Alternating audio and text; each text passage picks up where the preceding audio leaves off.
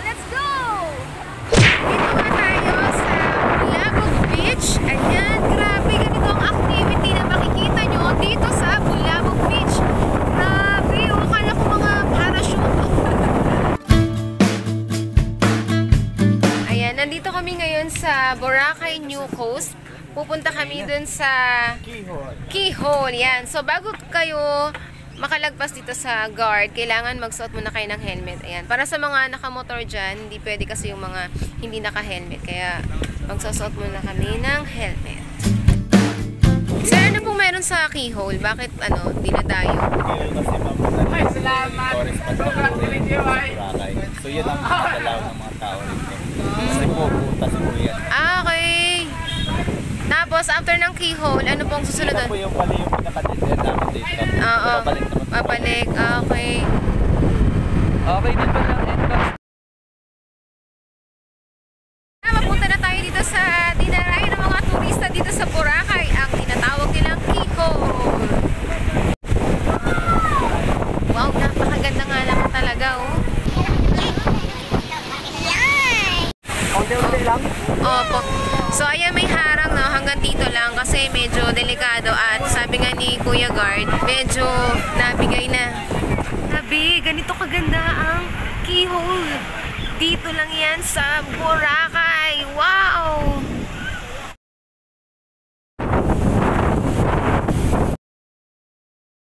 So, our next destination is Puka Beach!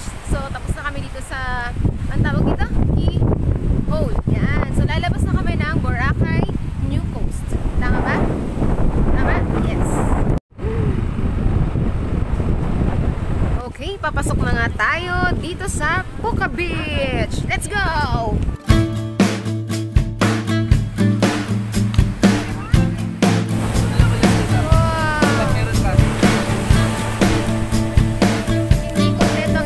Kapag hindi ka nagpa-picture dito. Kaway-kaway sa mga may picture dito sa Puka Beach.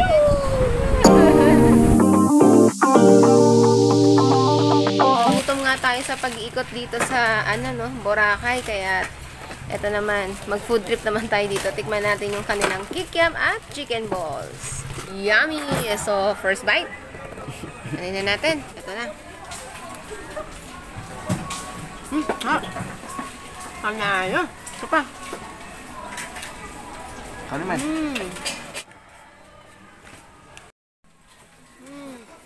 Cute na lamisa ng July. Boss.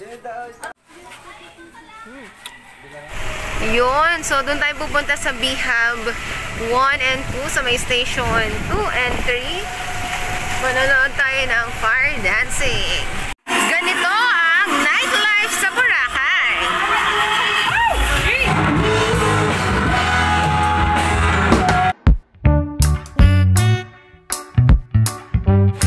Paluto din dito, yan, sa mga mahilig sa seafoods. Dito tayo sa Kusina Bistro. So, ito nga pala yung kanilang mga available food here. Panalo! Sulit! Tikman na natin to.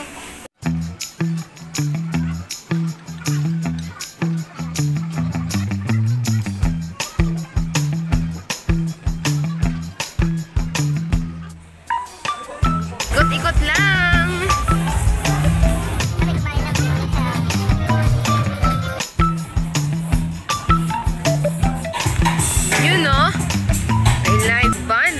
Sa Chachas. Buhay na buhay sa tugtugin ito Boracay. Medyo maulan lang dito, no? Kaya nakapayong kasi lakas ng ulan kanina.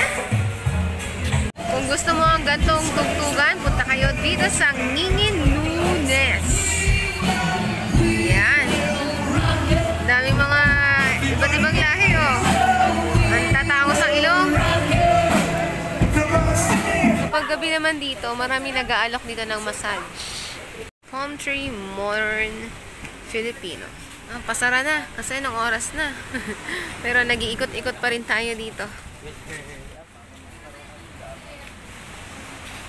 Ayan, nakarating na nga dito sa La Carmela de Boracay. So dito pala yun. Wow. yung Alice in Wonderland Hotel. Okay. Ayan. Nadaanan din natin siya sa ating pag-iikot. So, malayo-layo na yung nararating natin from our station. Yan, Station 1. Andito na tayo sa Station 2. Ito na nga yung trending ngayon, yung photourism. Yan, dito lang yan sa Boracay, Station 2. So, malayo-layo na talaga yung narating natin. Pati ito, nakita ko. Ano pa kaya ang makikita ko dito sa station na to? Nakarating na tayo dito sa Station X. Ayan. Haba-haba ng nilakad natin, no? Grabe.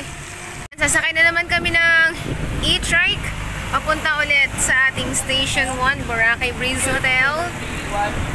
May nakilala nga kami dito sa Boracay na ang galing magpicture. So ngayon, tinuturuan niya to si motorista kung papaano kumuha ng magandang anggulo. Yan. So, ano bang aasahan ko? Di magiging maganda na yung future, picture. Yee! Good morning! So, kasama ko si Kuya Cancho, yung nagturo kanina kay motorista, paano kumuha ng mga magagandang shot dito sa Boracay. So, Kuya, tanong ko lang, ano bang pinagkaiba ng Station 1 sa Station 2?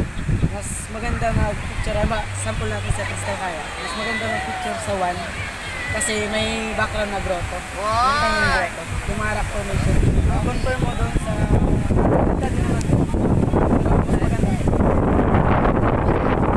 Itatry naman natin yung talaga namang nagtitrend at tatak ng Boracay, ang Crystal Kayak kasama si Kuya Cancho. Ayan. So, tingnan natin ang result ng ating Crystal Kayak photoshoot. Let's go!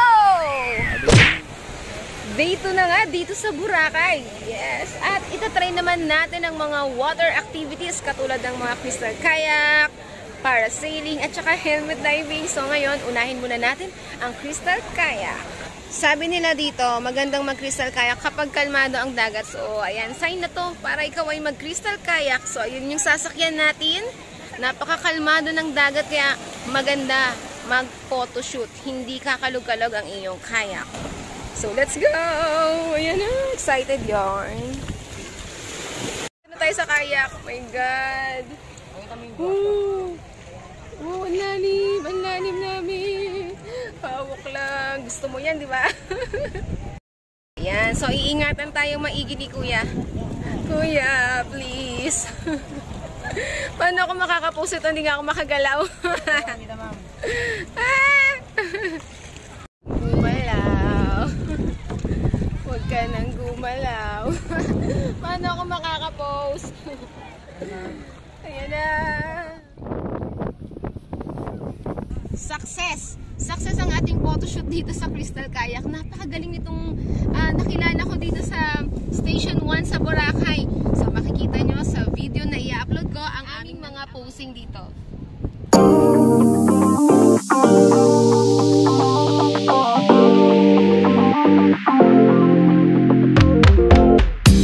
Dito tayo sa registration para sa ating parasailing at helmet diving.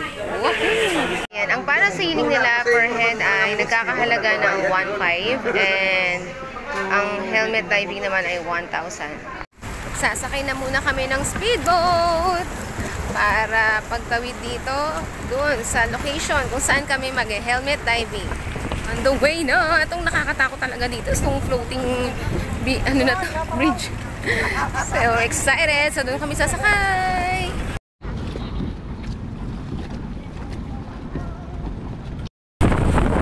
Alright, ayan. Dito. Yun.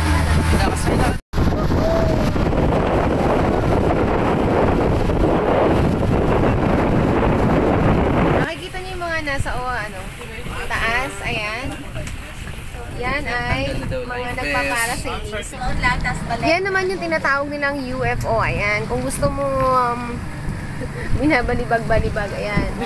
Ito naman yung banana boat. Ayan, kung mapapansin nyo, meron kang bata sa ayan. Safe na kasi yan eh. Siya katulad natin na talagang tinatawag.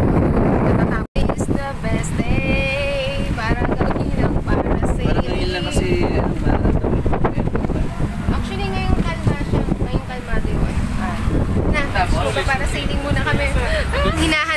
kuya yung ating, ano tawag dyan kuya? Parasyo.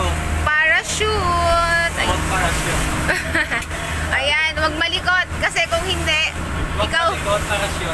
masushoot ka sa tubig. Oo, una na siya. Balik na. Para sa mga gustong magparasailing, ayan, 15 minutes. 15 minutes kang nakalipad dyan. Kapag ayaw mo na, isenyas mo lang ng pagganito ang kamay mo sa itaas at ibababa ka din na kuya. Ayan. Ito yung si Kuya Noel.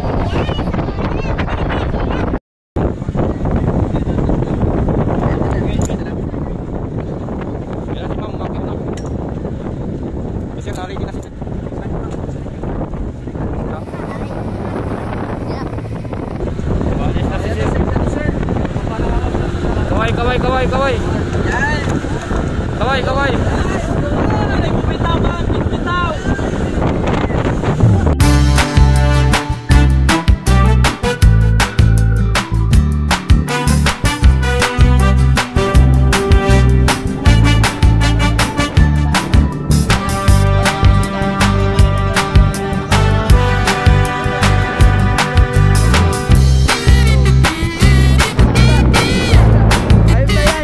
Parang gusto nyo kaming makabayan para ibaba na.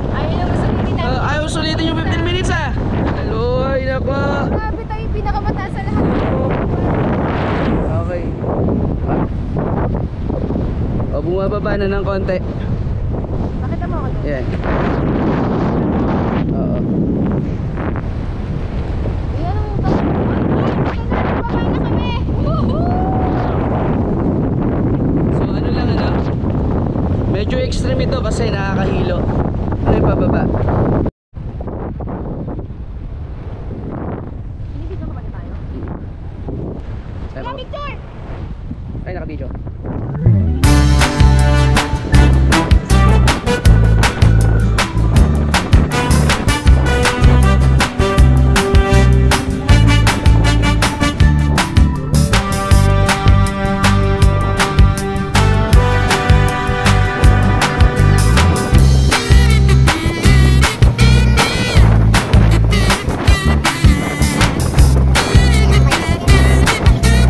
Sulitin talaga natin yung pagpunta natin sa Boracay. So dito naman, helmet diving naman tayo. Ayan kuya. Pwede po ba yung helmet diving sa hindi marunong lumangoy? Oo ma'am, para sa hindi marunong lumangoy yung helmet diving na to ma'am. Ito, lakad lang ho tayo dito ma'am sa helmet diving. Yun. Ilang minutes po kaya ang pwedeng itagal doon sa baba? 15 minutes lang ho ma'am yung maximum time namin dito sa helmet diving. Yun. Sige. Salamat po kuya. Okay ho ma'am. Bago tayo bumaba doon, magkakaroon muna tayo ng short orientation dito kay kuya. Ano po pangalan niyo kuya? Bornok ma'am. Yun, kay Kuya Bornok. So makinig tayo para tayo ay guided. Yung helmet na yan dito sa taas, mabigat to dito yan sa taas. Inaabot yung kilo dito sa taas ng 30 to 25 kilo dito lang sa taas. Pero kapag nasibaba na tayo nun, maabot na lang mo siya ng 2 kilo to 3 kilo na lang. Dahil sa tulong ng buyansi yung ma'am, magbubuyansi yung helmet na yan sa ilalim ng tubig, nagaang mo siya. Sa pagbaba natin dito, may hagdan kami dyan. Pero yung hagdan na yan, huwag muna natin gamitin yan pababa. Tatayo lang muna tayo sa hagdan, ilelevel lang muna natin katawan natin hanggang dito lang sa dibdib. Sa pagkatapos, hintayin natin yung helmet na makalapat dito sa balikat nyo. Kapag naramdaman nyo yung helmet sa balikat nyo, hawak na lang kayo dito sa harap ng helmet. Kita nyo yung hawakan na yan. Hawak lang kayo dyan. Tapos hawak nyo dyan, aalalayan kayo ng scuba diver, pababa, habang kayo pababa doon. Normal yung mararamdaman yung pressure na yan dito sa tenga. Kapag maramdaman yung pressure sa tenga na yun, kailangan na natin mag-equalize. Yung pag-equalize, so dito na to sa helmet, pwede kayong gamitin yung pag-equalize dito sa bibig na paraan. Pwede kayong lumunok lang ng laway. O igalaw nyo yung panga. O ibuka na lang yung panga para mag-stretch yung air drum. Pero kapag hindi siya nakukuha sa ganung paraan, okay natin ipasok yung kamay natin sa loob ng helmet. Nakikita nyo hanggang yan, open at baba. Pasok mo na yung kamay mo sa loob ng helmet. Sarado mo ng ilong, sarado lang bibig.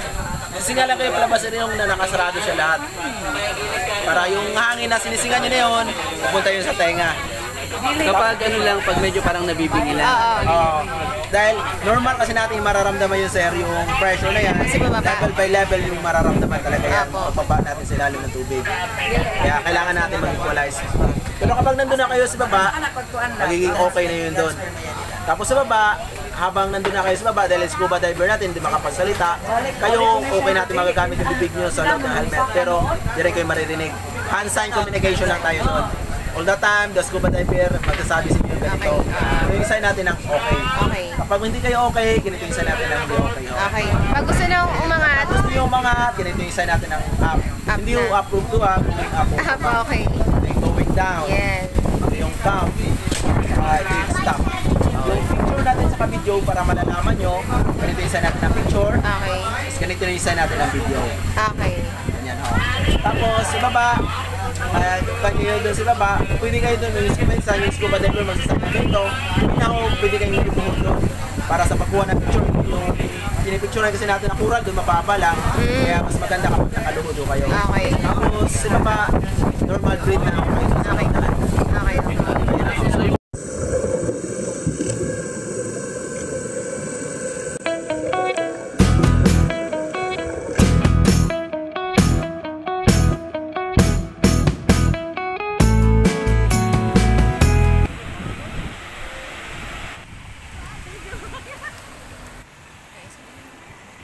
Wow! Hi! Ito talaga ang chismis. Malapulbos na ang buhangin dito sa Boracay. As you can see, ito. Kunin natin ito. Wala buhangin. Ayan. Inilapit ko sa camera. So, totoo nga, oh. Sobrang pino ng buhangin dito sa Boracay. Grabe. So, syempre, titikman natin yung lobster dito. Oh. Wow! Buhay na buhay yan, oh. Ano kayang masarap klaseng luto ang pwede dito? Wow, ano po? May cheese po. Yun ang pinaka-the best na ano. May butter garlic po. Anong tawag po doon sa luto na yun? Filipino style. Ayun, so nagtatanong tayo kung anong best na luto sa ating lobster. Filipino style. Okay, so sabi nila Filipino style Thermidor. Andito kami ngayon sa White Sand Cafe. Dito kami magla-lunch / merienda. Ayan. Okay, so napakaganda ng view dito. Nasa harap mo lang ang beach. Ito ang menu ng White Sand Cafe. Ayan, pero kilala din sila sa pagluluto ng mga seafood. So, ikaw na lang ang mamimili kung ano ang gusto mo. Sa bandang unahan ng restaurant na ito, merong mga aquarium. Doon nakalagay yung mga lobster, crabs, shrimp, and mga fish. So, mamimili ka lang doon and then by grams ang presyohan ng mga seafoods dito. Pag nakapili ka na, sabihin mo lang kung anong gusto mong luto at sila ay magluluto for free. Grilled squid, kineme. Titikman na natin yan. Lobster time. Tikman natin. Sarap.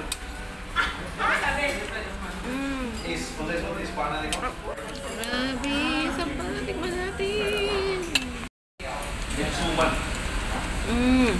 Alam mo, sobrang lasa niyan. Pareho sila ng crab meat. Pero nakaiba ang lasa ng lobster. Ang White Sand Cafe ay matatagpuan. Dito lang yan sa Station 1.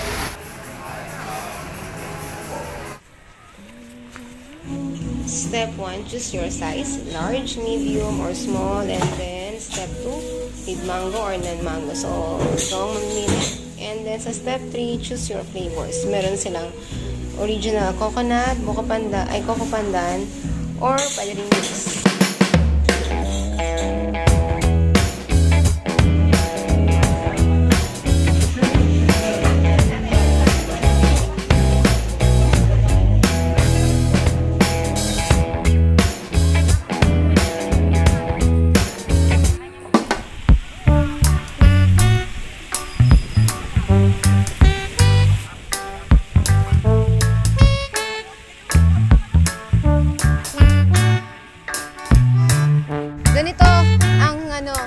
Tanawin dito sa Boracay. Ayan. So, na-enjoy natin, di ba? No, napakaganda talaga. Magsasawa ka. Ikaw na lang ang magsasawa sa ganitong tanawin, oh. Masaya ba? Yeah. Ayoko na umuwi. Yun. Ang lupit ng tanawin eh. Kung ganito ba kaganda ang tanawin mo, mag-e-enjoy ka talaga. Yes, so pretty. Going back to Cavite na po. So, bye.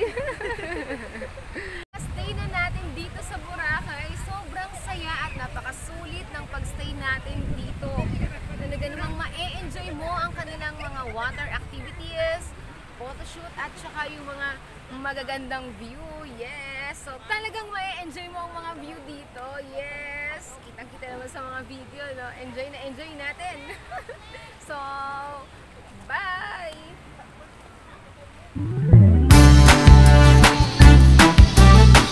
Na tayo sa airport. Ayan. So, napakahaba ng pila dito. From Station 1 Balabag to Cagban. So, sumakay ulit kami ng e-trike papunta dito sa Cagban. 30 pesos lang per head yun. Pabalik sa Jetty Port, kailangan mo munang magbayad ng terminal fee na 150 pesos at saka boat ride na 50 pesos. So, all in all, 200 pesos per head. Ayan, hanapin natin ulit ang ating boat, MB Chania 2. Dito na tayo sa Jetty Port. So, sasakay tayo na tricycle papunta namang Katiklan. Nandito na kami ngayon sa airport. Ayan.